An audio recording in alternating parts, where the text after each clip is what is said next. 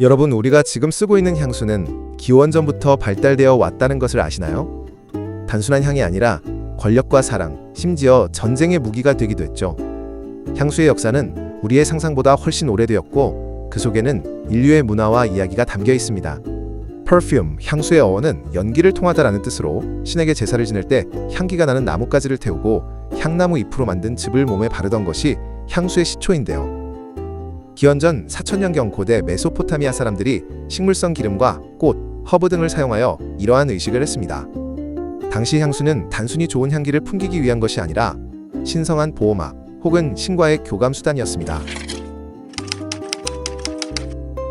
정치적 동맹과 사랑을 위해 쓰이던 향수도 있었죠. 바로 이집트의 마지막 여왕 클레오파트라입니다. 클레오파트라는 정치적 동맹을 위해 안토니우스를 만나러 갔고, 그를 사로잡기 위해 배 전체에 향유를 발라 항구를 향기롭게 물들였습니다.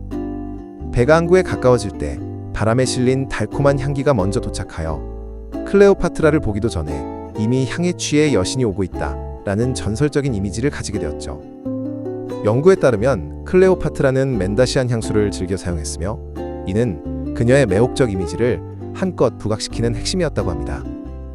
미르와 카시아 등 향이 강한 재료로 만들어졌으며, 고대 이집트 상류층 및 클레오파트라와 같은 권력자에게 샤넬 넘버 5 급향으로 불렸습니다.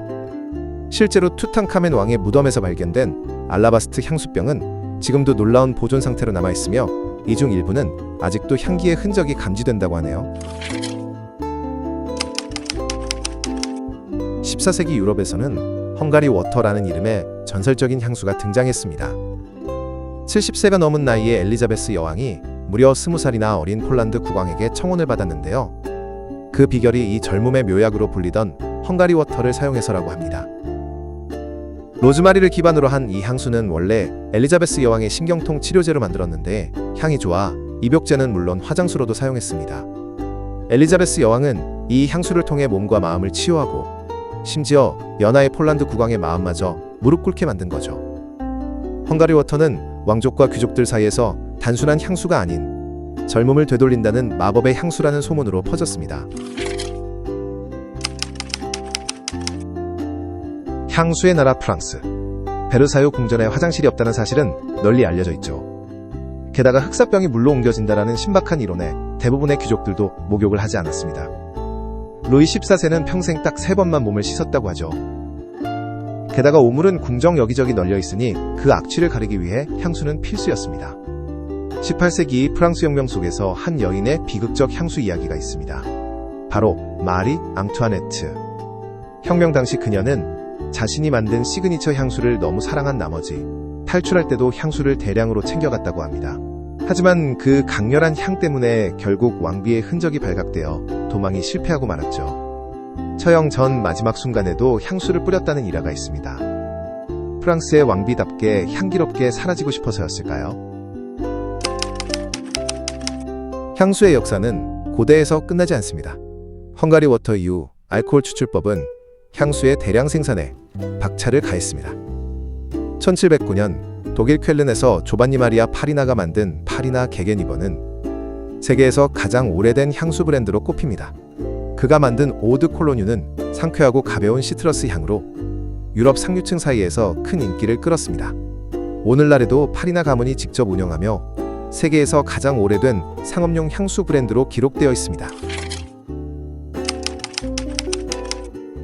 합성 향료의 등장으로 본격적인 향수의 대중화가 시작되었습니다.